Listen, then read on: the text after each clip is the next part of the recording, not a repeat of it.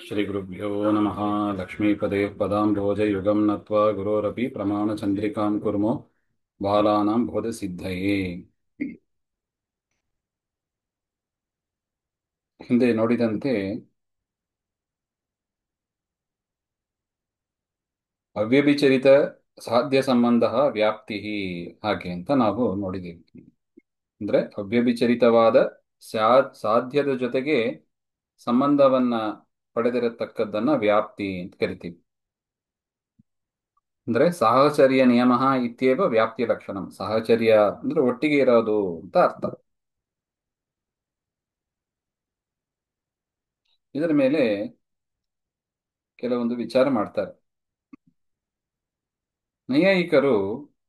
ಈ ವ್ಯಾಪ್ತಿ ಅಂದ್ರೆ ಅವರೇನ್ ಹೇಳ್ತಾರೆ ಹಾಗೆಂದ್ರೆ, ಪ್ರತಿಯೋಗ್ಯ ಸಮಾನಾಧಿಕರಣ ಸಾಧನ ಸಮಾನಾಧಿಕರಣ ಯಹ ಅತ್ಯಂತಾಭಾವ ತಸ್ಯ ಅಪ್ರತಿಯೋಗಿ ಯತ್ ಸಾಧ್ಯಂ ತತ್ ಸಾಮಾನಾಧಿಕರಣ್ಯಂ ವ್ಯಾಪ್ತಿ ಇತ್ಯರ್ಥಃ ಹಾಗೆ ಅಂತ.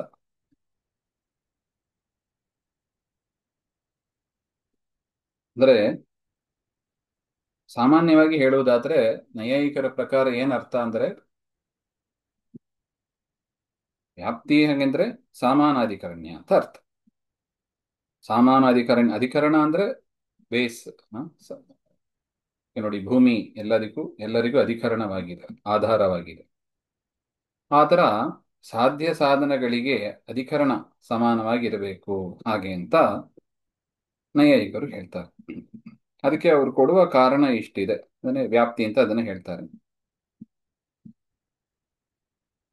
ಇದರ ದಳಕೃತ್ಯ ಮಾಡಿದರೆ ಅವರು ಯಾಕೆ ಈ ರೀತಿಯಾಗಿ ಹೇಳ್ತಾರೆ, ವ್ಯಾಪ್ತಿಯ ಲಕ್ಷಣ ಈ ರೀತಿಯಾಗಿ ಯಾಕೆ ಹೇಳ್ತಾರೆ ಅಂತ ನಮಗೆ ಸ್ಪಷ್ಟ ಆಗ್ತದೆ.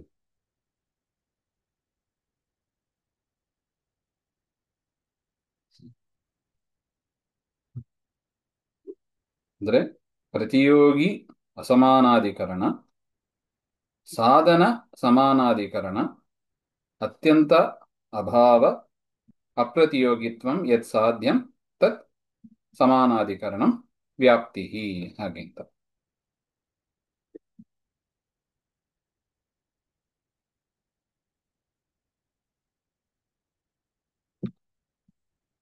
ಇಲ್ಲಿ ಲಕ್ಷಣ ಸಮನ್ವಯ ಅಂದ್ರೆ ವ್ಯಾಪ್ತಿಯ ಲಕ್ಷಣ ಹೇಳ್ತಾ ಇದ್ದಾರೆ. ಇಲ್ಲಿ ಲಕ್ಷಣ ಸಮನ್ವಯವನ್ನ ಮಾಡ್ತಾ ಇದ್ದಾರೆ. ಪರ್ವತೋ ವನ್ಯಮಾನ್ ಧೂಮಾತ್ ಇತ್ಯತ್ರ ಧೂಮರೂಪ ಸದ್ಯೇತೌ. ಪರ್ವತೋ ವನ್ಯಮಾನ್, ಪರ್ವತ ವನ್ಯ ಉಳ್ಳದ್ದಾಗಿದೆ. ಯಾಕೆ ಧೂಮಾತ್ ಹಾಗೆ ಅಂತ ಹೇಳಿದ್ರೆ, ಸದ್ಯೇತೌ ಲಕ್ಷಣ ಸಮನ್ವಯ ಅಂದರೆ ಇಲ್ಲಿ ಸಾಧನ ಯಾವುದು ಹಾಗೆ ಅಂದರೆ ಧೂಮ. ಸಾಧನ ಅಂದ್ರೆ ಹೇತು ಅಂತ ಅರ್ಥ. ಸಾಧ್ಯ ಅಂದ್ರೆ ಯಾವುದು? ವನ್ನಿ. ವನ್ನಿಯನ್ನ ಸಾಧನೆ ಮಾಡ್ತೀವಿ. ಈ ಸಾಧನದ ಸಮಾನಾಧಿಕರಣ ಯಾವುದು? ಪರ್ವತ. ತತ್ ಸಮಾನಾಧಿಕರಣಂ ಪರ್ವತಃ ತದ್ವೃತ್ತಿ. ಆ ಪರ್ವತದಲ್ಲಿ ಇರತಕ್ಕ ಯಹ ಅತ್ಯಂತ ಅಭಾವ. ಅತ್ಯಂತ ಅಭಾವ ಅಂದ್ರೆ ಯಾವುದು ಇರೋದಿಲ್ಲವೋ ಅದು ಅಂತ ಅರ್ಥ. ಯಾವುದು ಇರೋದಿಲ್ಲ? ಘಟಾಭಾವ. ಪರ್ವತದಲ್ಲಿ ಯಾವುದರ ಅಭಾವ ಇದೆ? ಘಟದ ಅಭಾವ ಇದೆ, ವನ್ಯ ಅಭಾವ ಇಲ್ಲ. ನತು ವನ್ಯಭಾವ. ತಾದೃಶ ಅಭಾವ ಪ್ರತಿಯೋಗಿ. ಅಂತ ಅಭಾವದ ಪ್ರತಿಯೋಗಿ ಅಂದ್ರೆ ಯಾವುದು ಇಲ್ಲವೋ ಅದು. ಪ್ರತಿಯೋಗಿ ಅಂದ್ರೆ ಅಷ್ಟೇ, ಯಾವುದು ಇಲ್ಲ ಅಂತ ಹೇಳ್ತೀವೋ ಅದನ್ನ ಪ್ರತಿಯೋಗಿ ಅಂತೀವಿ. ಯಾವುದರ ಅಭಾವವನ್ನ ಹೇಳ್ತೀವೋ ಅದು ಪ್ರತಿಯೋಗಿ. ಸೊ ಪ್ರತಿಯೋಗಿ ಯಾವುದು? ಘಟ. ಘಟಾಭಾವ ಇದೆ, ಅದರಿಂದ ಘಟ ಅದು ಪ್ರತಿಯೋಗಿ. ತಾದೃಶ ಅಭಾವ, ಅಂತ ಅಭಾವದ ಪ್ರತಿಯೋಗಿ ಯಾವುದು? ಘಟ.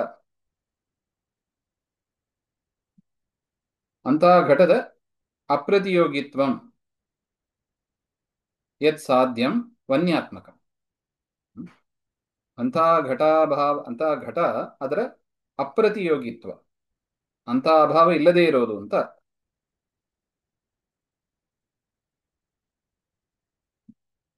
ಆ ರೀತಿಯಾಗಿ ಯಾವುದು ಸಾಧ್ಯವಾಗಿದೆಯೋ ಯಾವುದದು? ವನ್ಯಾತ್ಮಕ, ವನ್ನಿಯಾಗಿದೆ. ತತ್ ಸಮಾನಾಧಿಕರಣಂ ಪರ್ವತಃ. ಅಂತ ಧೂಮ ಮತ್ತು ಪರ್ವತ ಈ ರೀತಿಯಾಗಿ ಅದು ಸಮಾನಾಧಿಕರಣ ಆಗಿದೆ. ತದ್ವೃತ್ತಿತ್ವಂ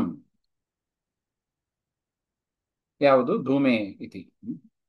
ಇಂಥ ಒಂದು ಸಮಾನಾಧಿಕರಣ ಯಾವುದ್ರ ಜೊತೆಗೆ ಇದೆ? ಧೂಮದ ಜೊತೆಗೆ ಇದೆ. ಅದರಿಂದ ಇದು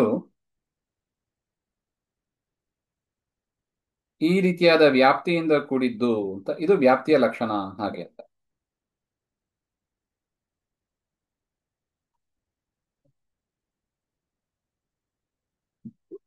ಇನ್ನು ಸದ್ಹೇತುಗೆ ಇದು ಒಂದು ದೃಷ್ಟಾಂತ ಅಂತ ಕೊಟ್ಟಿದ್ದಾರೆ.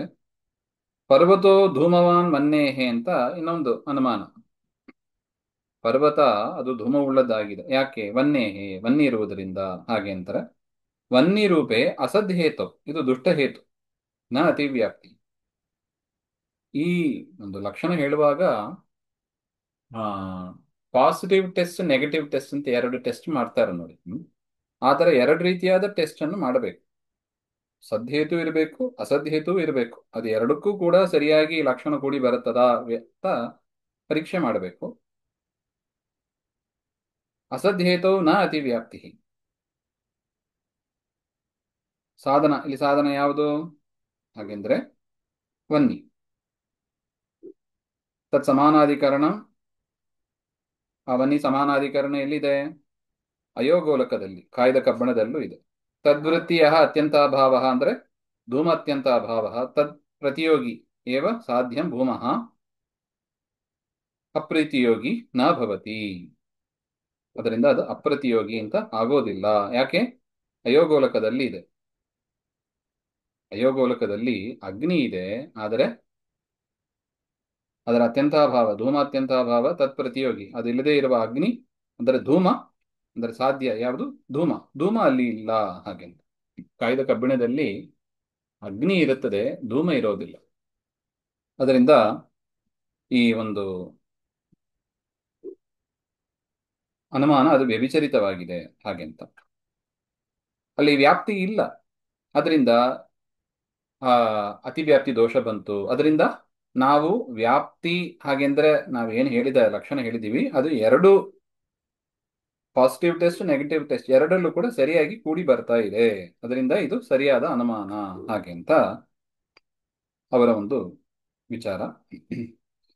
ಈ ಒಂದು ಪರೀಕ್ಷೆ ಆದ ಮೇಲೆ ಇನ್ನೊಂದು ಪರೀಕ್ಷೆಯನ್ನು ಮಾಡ್ತಾರೆ, ದಲಕೃತ್ಯ ಪರೀಕ್ಷೆ ಹಾಗೆ ಅಂತ.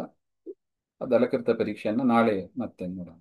ಶ್ರೀಮದ್ ಅಂತರ್ಗತ ಶ್ರೀಕೃಷ್ಣ ಅರ್ಪಣಮಸ್ತು. ಶ್ರೀ ಹರೇ ನಮಃ.